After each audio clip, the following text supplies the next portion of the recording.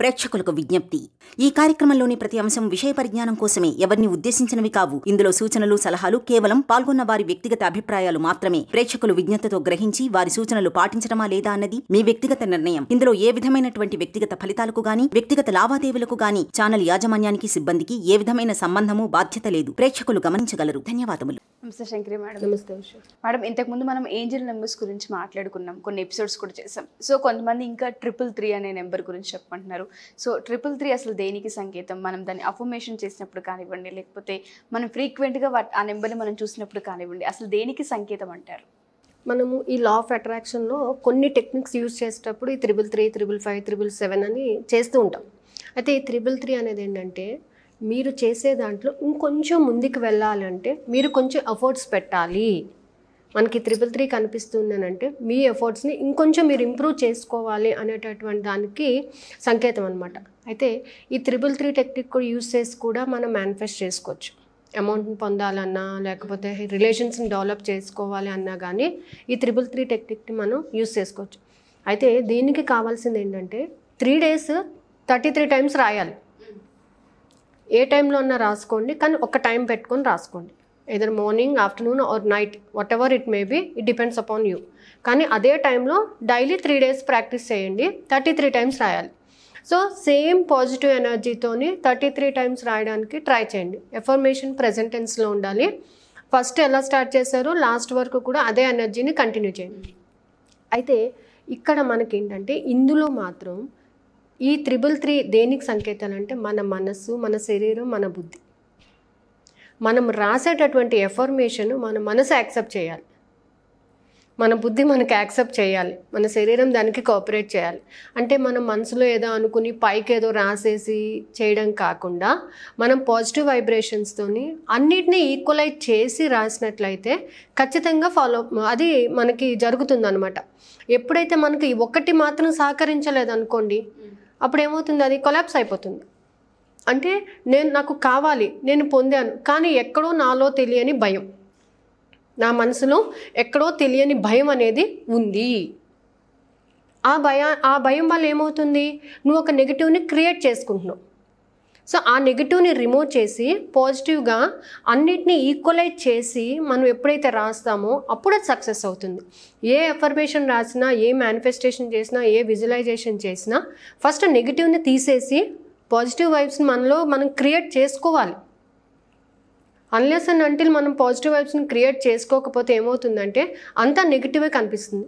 మనం రాసిన తర్వాత ఈ 3 days అయిపోయాక మనకు వస్తుందా రాదా ఇలాంటి డౌట్స్ పెట్టుకోకూడదు. అందుకనే ఎప్పుడైనా సరే మనీ గురించి రాసేటప్పుడు నేను ఆర్థిక స్వేచ్ఛను కలిగి ఉన్నందుకు విశ్వానికి కృతజ్ఞత అని చెప్పాలి. ఇది ఓన్లీ ఈ ఎఫర్మేషన్ ఏంటంటే అన్నిటికీ కూడా సరిపోతుందన్నమాట. నేను ఆర్థిక స్వేచ్ఛను కలిగి ఉన్నాను అంటే నేను డబ్బును స్వేచ్ఛగా ఖర్చు పెట్టుకోగలుగుతున్నాను. నాకు అంటే డబ్బుని స్వేచ్ఛగా ఖర్చు పెడుతున్నాను అని అంటే ఎప్పుడు ఖర్చు పెడతారు, మనకు వచ్చినప్పుడు మనం ఖర్చు పెట్టుకోగలుగుతాం కదా. సో అందుకని ఏంటంటే నాకు ఇంత కావాలి అని అడగకుండా నేను ఆర్థిక స్వేచ్ఛను కలిగి ఉన్నాను అని రాసుకున్నట్లయితే ఖచ్చితంగా మీకు ఆ స్వేచ్ఛ అనేది దొరుకుతుంది. సో ఎవరైనా కానీ ఈ 25th నుంచి 30th వరకు ప్రతి ఒక్కరు ఫాలో అవ్వండి. జనరల్గా చెప్తున్నాను ఇది. నేను చెల్లించాల్సిన బిల్స్ కానీ, ఏ బిల్స్ అన్నా కానీ, నేను చెల్లించాల్సిన బిల్స్ వీటన్నిటికీ సకాలంలో చెల్లించడానికి నేను అన్ని అర్హతలు కలిగి ఉన్నాను. నాకు అందుకు కావాల్సిన డబ్బును, శక్తిని, అవకాశాలు నాకు ఇచ్చినందుకు విశ్వానికి కృతజ్ఞత అని మీరు 25th నుంచి 30th వరకు మీరు కానీ ఎఫర్మేషన్ చేసినట్లయితే ఫస్ట్ వరకు మీరు చెల్లించాల్సిన బిల్స్ అన్నిటికీ కావాల్సిన అమౌంట్ ఆటోమేటిక్గా వచ్చేస్తుంది.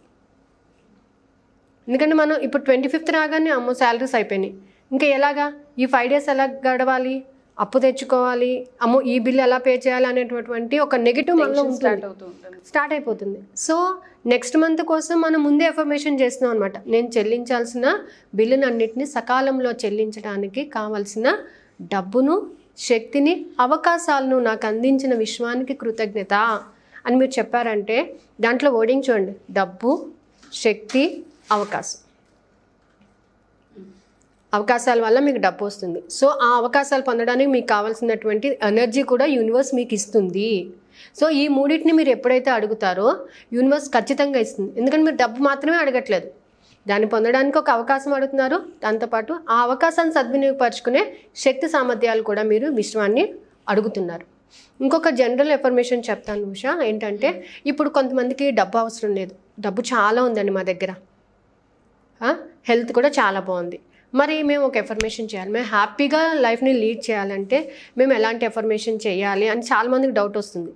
ఏం చేయాలంటే నేను సంతోషకరమైన జీవితాన్ని గడపడానికి కావాల్సిన శక్తిని అవకాశాన్ని నాకు కల్పించినందుకు విశ్వానికి కృతజ్ఞత. ఇది ఎందుకు చెప్తున్నానంటే చాలామంది అవకాశం ఉన్నా కూడా ఎంజాయ్ చేయలేని స్టేజ్లో ఉన్నారు. ఎంజాయ్ చేద్దామన్నప్పుడు అవకాశం దొరకట్లేదు. అంటే కొంతమంది ఉంటారు, ఇప్పుడు నువ్వు ఎంజాయ్ చేయొచ్చు, నీకు అన్నీ ఉన్నాయి, కానీ ఏదో డిస్సాటిస్ఫాక్షన్. కొంతమందికి ఏది లేకపోయినా ఎనర్జీ ఉన్నా ఆ టైం రావటం లేదు.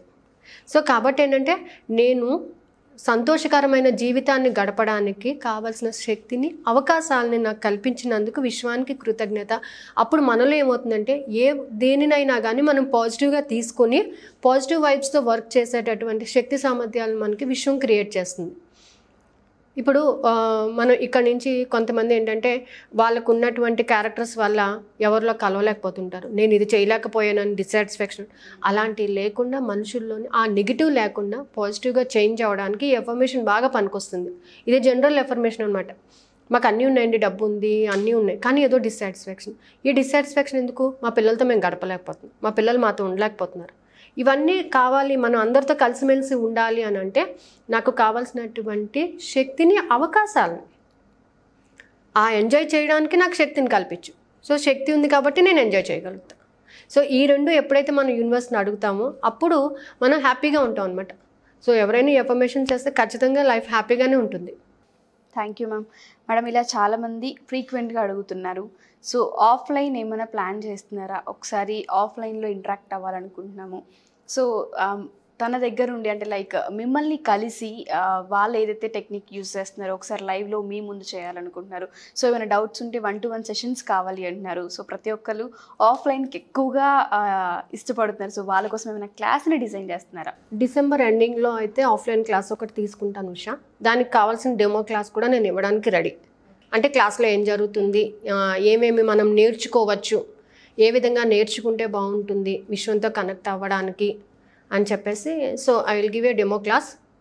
By that you will get a clarity that whatever you are going to suppose to explain you in the class, దాని నుంచి మనం ఏం తెలుసుకోవాలి. డిసెంబర్లో పక్కాగా ఒక ఆఫ్లైన్ క్లాస్ అయితే ఆఫ్టర్ క్రిస్మస్ ప్లాన్ చేస్తాం, ఈ ఇయర్లోనే ప్లాన్ చేస్తాం. Thank you ma'am, thank you so much.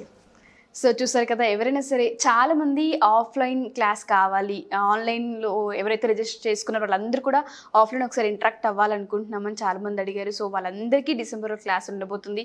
ఎవరైనా ఇంట్రెస్టెడ్ ఉండి ఆఫ్లైన్ క్లాస్కి అటెండ్ అవ్వాలి అనుకుంటే పూర్తి వివరాల కోసం కింద స్క్రోల్ అవుతున్న కాంటాక్ట్ నెంబర్ని కాంటాక్ట్ చేసి అడిగి తెలుసుకోవచ్చు. Thank you.